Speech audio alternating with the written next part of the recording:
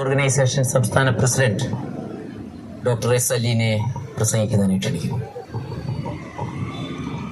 ബഹുമാന്യനായ അധ്യക്ഷൻ, SUCI communist പാർട്ടിയുടെ കേരള സംസ്ഥാന സെക്രട്ടറി സഖാവ് ജെയ്സൺ ജോസഫ്, ഈ മാർച്ച് ഉദ്ഘാടനം ചെയ്ത പാർട്ടിയുടെ ബഹുമാന്യനായ പോളിറ്റ് ബ്യൂറോ അംഗം സഖാവ് കെ രാധാകൃഷ്ണ, ബഹുമാന്യരായ നേതാക്കളെ, പ്രിയപ്പെട്ട സഖാക്കളെ,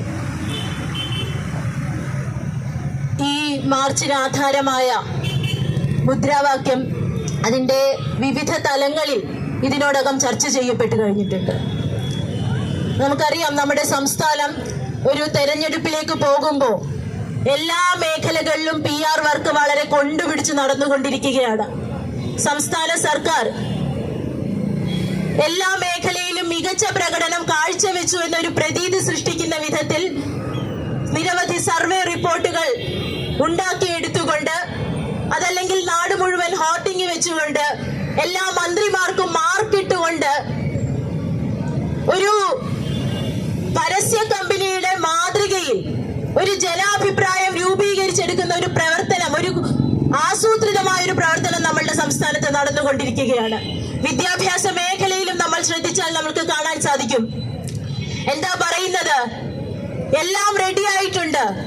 സ്കൂൾ അടയ്ക്കുന്നതിന് മുൻപ് തന്നെ അടുത്ത വർഷത്തേക്കുള്ള പാഠപുസ്തകങ്ങൾ റെഡിയായി, യൂണിഫോം തയ്യാറായി എന്നെല്ലാം പറഞ്ഞ് മന്ത്രി അപ്പൂപ്പൻ എന്ന് പറഞ്ഞ് ഒരു മന്ത്രിക്ക് ഒരു PR വർക്കും കൊടുത്ത് വളരെ വലിയ പ്രചരണം നടത്തി ഇങ്ങനെ നമ്മളുടെ വിദ്യാഭ്യാസ മേഖല ഒരു അന്താരാഷ്ട്ര നിലവാരത്തിലെത്തി എന്ന് പ്രചരിപ്പിച്ചുകൊണ്ടിരിക്കുകയാണ്. പക്ഷേ യാഥാർത്ഥ്യം എന്താണ്? നമ്മൾ പരിശോധിക്കണം. നരേന്ദ്രമോദി സർക്കാരിന്റെ ദേശീയ വിദ്യാഭ്യാസ നയം 2020 അത് അതേപടി കേരളത്തിൽ നടപ്പിലാക്കുന്നത് എങ്ങനെയാണ് എന്ന് എല്ലാ മേഖലകളിലും നമ്മൾ കണ്ടുകൊണ്ടിരിക്കുകയാണ്. നമുക്കറിയാം എങ്ങനെയാണ് നരേന്ദ്രമോദി സർക്കാർ ദേശീയ വിദ്യാഭ്യാസ നയം കൊണ്ടുവന്നത് എന്ന്. രാജ്യം ലോക്ക്ഡൌണിൽ കഴിയുമ്പോൾ പാർലമെന്റിൽ പോലും ചർച്ച ചെയ്യാതെ ഒരു രാജ്യത്തിന്റെ വിദ്യാഭ്യാസ നയം ഇന്ത്യൻ ജനതയുടെ തലയിൽ അടിച്ചേൽപ്പിച്ചു. എന്തായിരുന്നു ആ വിദ്യാഭ്യാസ നയം? അത് വിദ്യാഭ്യാസത്തിന്റെ താല്പര്യങ്ങളെയല്ല, മറിച്ച് ഭരണകൂടത്തിന് അനുകൂലമായി ചിന്തിക്കുന്ന മസ്തിഷ്കങ്ങളെ സൃഷ്ടിക്കുന്ന, ആ വിധത്തിൽ ഒരു ചിന്താ പദ്ധതി സൃഷ്ടിക്കുന്ന ഒരു ഫാസിസ്റ്റ് നയമാണ് എന്ന് നമ്മൾക്കറിയാം.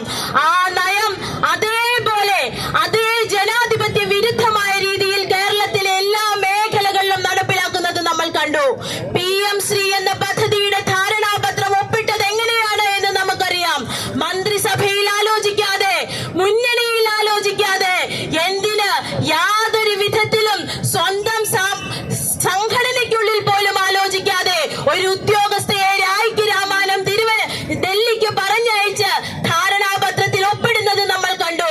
അതിനുശേഷം വിദ്യാഭ്യാസ മന്ത്രി, പൊതുവിദ്യാഭ്യാസ മന്ത്രി സഖാവ് ശിവൻകുട്ടി പത്രക്കാരെ വിളിച്ചു ചേർത്ത് പറയുകയാണ്,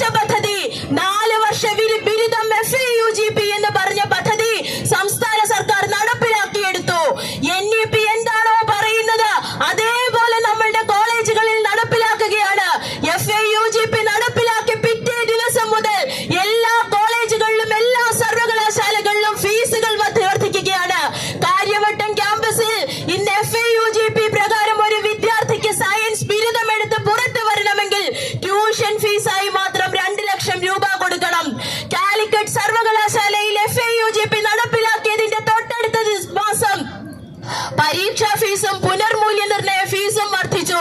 അതിനെ ചോദ്യം ചെയ്തുകൊണ്ട് തുഞ്ചൻ കോളേജിന്റെ ചെയർമാനായുള്ള AIDSO സംസ്ഥാന കൗൺസിൽ അംഗം സഖാവ് അലൻ MS യൂണിവേഴ്സിറ്റി വൈസ് ചാൻസലർക്ക് ഒരു നിവേദനം കൊടുത്തു. ആ നിവേദനത്തിന്റെ മറുപടി ഇന്നലെ വന്നു. അതിൽ പറയുകയാണ്, പുതിയ ബിരുദ പരിപാടി നടപ്പിലാക്കാൻ വേണ്ടിയിട്ടുള്ള അധിക ചെലവ് സർവകലാശാലയ്ക്ക് നിർവഹിക്കാൻ വിദ്യാർത്ഥികളുടെ ഫീസ് വർദ്ധിപ്പിക്കാതെ തരമില്ല. അതുകൊണ്ട് ഈ ഫീസ് വർദ്ധിപ്പിക്കുകയാണ്. അങ്ങനെ എല്ലാ മേഖലയിലും ഫീസ്. 4 വർഷ ബിരുദം പൂർത്തീകരിക്കണമെങ്കിൽ 60 മണിക്കൂർ ഇന്റേൺഷിപ്പ് ചെയ്യണമെന്ന് പറയുന്നു. ഈ ഇന്റേൺഷിപ്പിന് വിദ്യാർത്ഥികൾ പോകണമെങ്കിൽ 12,000 രൂപ വരെ ഫീസ് കൊടുക്കേണ്ട സാഹചര്യം. സ്റ്റൈഫൻഡ് ഇല്ല. ഇന്റേൺഷിപ്പിന് പോകുന്ന വിദ്യാർത്ഥികൾക്ക് സ്റ്റൈഫൻഡ് ഇല്ല. നേരത്തെ നമ്മളുടെ നാട്ടിൽ നിലനിന്നിരുന്ന തൊഴിൽ നിയമങ്ങൾ പ്രകാരം, അപ്രന്റീസ്ഷിപ്പ് ആക്ട് പ്രകാരം ഇന്റേൺസിനെ, അപ്രന്റീസുകളെ നിയമിക്കണമെങ്കിൽ അവർക്ക് നിശ്ചിതമായ ഒരു സ്റ്റൈഫൻഡ് നൽകണം. സാധാരണ തൊഴിലാളികളെ പോലെ അവരെ പണിയെടുപ്പിക്കാൻ സാധിക്കുകയില്ല. അതിന് പ്രത്യേകമായ സംവിധാനങ്ങളുണ്ട്. പുതിയ ലേബർ കോഡുകൾ അതെല്ലാം റദ്ദ് ചെയ്തപ്പോൾ FIUGP കൊണ്ടുവരുന്ന ഇന്റേൺഷിപ്പ് പ്രകാരം വിദ്യാർത്ഥികൾ പോവുകയാണ് പ്രൈവറ്റ് കമ്പനികളിലേക്ക്. കൂലിയില്ലാത്ത തൊഴിലാളികളായി പണിയെടുക്കാൻ അങ്ങോട്ട് കാശ് കൊടുത്ത് പോകുന്ന സാഹചര്യം ഉണ്ടായിരിക്കുകയാണ്. അങ്ങനെ ഈ വിധത്തിൽ ഒരു സംവിധാനം ഉണ്ടാക്കി വെച്ചിട്ട് നമ്മളുടെ ഇലക്ഷന് തൊട്ടു മുൻപ് ഒരു ബഡ്ജറ്റ് അവതരിപ്പിച്ച് അങ്ങ് പ്രഖ്യാപിക്കുകയാണ് UG തലം വരെ, ഡിഗ്രി തലം വരെ സൗജന്യ വിദ്യാഭ്യാസം എന്നുള്ളത്. ശുദ്ധ തട്ടിപ്പാണ്. എല്ലാ മേഖലയിലും ഫീസ് കൂട്ടി, നിലനിൽക്കുന്ന ഫീസുകൾക്ക് പുറമെ അധിക ഫീസും ഏർപ്പെടുത്തിയിട്ട് വിദ്യാഭ്യാസം സൗജന്യമാക്കുമെന്ന് പ്രഖ്യാപിച്ചു കഴിഞ്ഞാൽ വിദ്യാഭ്യാസത്തിന്റെ നടത്തിപ്പിന്റെ എല്ലാ സാമ്പത്തിക ഉത്തരവാദിത്വവും ജനങ്ങളുടെ തലയിൽ, രക്ഷിതാക്കളുടെ തലയിൽ, പൂർവ്വ വിദ്യാർത്ഥികളുടെ തലയിൽ അടിച്ചേൽപ്പിച്ചു കഴിഞ്ഞാൽ ഏത് വിധത്തിൽ വിദ്യാഭ്യാസം സൗജന്യമാകും? വെറും തെരഞ്ഞെടുപ്പ് PR സ്റ്റണ്ട് മാത്രമായി ഈ നിയമസഭയിലെ ഒരു ബഡ്ജറ്റ് പ്രഖ്യാപനത്തിൽ വിദ്യാഭ്യാസത്തെ സംബന്ധിച്ച സ്റ്റേറ്റ്മെന്റ് പോലും മാറ്റിവെക്കുന്ന സാഹചര്യമാണ്. ഇതാണ് പ്രിയപ്പെട്ടവരെ സാഹചര്യം. ഈ വിധത്തിൽ സ്വകാര്യമായി കൊണ്ടിരിക്കുന്ന വിദ്യാഭ്യാസ സംവിധാനങ്ങൾക്കുള്ളിൽ, ചെലവേറിയതായി മാറിക്കൊണ്ടിരിക്കുന്ന വിദ്യാഭ്യാസ സംവിധാനങ്ങൾക്കുള്ളിൽ നമ്മളുടെ വിദ്യാർത്ഥികൾക്ക്, വരും തലമുറയ്ക്ക് വിജ്ഞാനം ലഭിക്കും, വിദ്യാഭ്യാസം ലഭിക്കുമെന്നുള്ള ഒരു സങ്കല്പമേ വേണ്ട എന്നുള്ളതാണ് യാഥാർത്ഥ്യം. നമ്മളുടെ മുൻപിൽ കാണുകയാണ്, അക്ഷരം എഴുതാൻ അറിയാത്തവർ, ഗണിതം അറിയാത്തവർ, ശാസ്ത്രം അറിയാത്തവർ പുറത്തേക്ക് വരികയാണ്. 6ാം ക്ലാസ് മുതൽ തൊഴിൽ പഠനം, അതങ്ങ് ഡിഗ്രിയും PGയും വരെ തൊഴിൽ പഠനം മാത്രം, കേവലം നൈപുണ്യാധിഷ്ഠിത വിദ്യാഭ്യാസം. ഈ നൈപുണ്യാധിഷ്ഠിത വിദ്യാഭ്യാസത്തിന്റെ ഗതികേട് നമ്മളുടെ യുവത ഇന്ന് എങ്ങനെയാണ് അനുഭവിക്കുന്നത് എന്നുള്ളത് നമ്മൾക്കറിയാം. നമ്മൾക്ക് അന്ന സെബാസ്റ്റ്യന്റെ കഥയറിയാം. സ്റ്റാമ്പ് സെലക്ഷനിലൂടെ ഒരു മൾട്ടിനാഷണൽ കമ്പനിയിൽ ചാർട്ടേഡ് അക്കൗണ്ടന്റ് ആയി കയറി 6 മാസം 24 മണിക്കൂറും 7 ദിവസവും പണിയെടുത്ത് കുഴഞ്ഞു വീണ് മരിക്കുന്ന സാഹചര്യം. താൻ തൊഴിൽ ചൂഷണത്തിന് ഇരയാകുകയാണെന്ന് മനസ്സിലാകാതെ, അതിനെതിരെ പ്രതികരിക്കേണ്ടത് എങ്ങനെയെന്ന് മനസ്സിലാകാതെ പണിയെടുത്ത് കുഴഞ്ഞു വീണ് മരിക്കുന്ന ഒരു സാഹചര്യം. അതാണ് നൈപുണ്യാധിഷ്ഠിത വിദ്യാഭ്യാസം എന്ന പേരിൽ വെറും കൂലി അടിമകളായി ഈ അധികാരത്തിന് ഭരണകൂടം എന്താവശ്യപ്പെടുന്നോ അത് ചെയ്യാൻ വേണ്ടി മാത്രം സാധിക്കുന്ന അടിമകളായി നമ്മളുടെ വിദ്യാർത്ഥികളെ മാറ്റിയെടുക്കുന്ന ഒരു പദ്ധതി, അത് ദേശീയ വിദ്യാഭ്യാസ നയത്തിലൂടെ, PM ശ്രീയിലൂടെ, FIUGPയിലൂടെ നമ്മളുടെ സംസ്ഥാനത്ത് നടപ്പിലാക്കപ്പെടുന്ന സാഹചര്യമാണ്.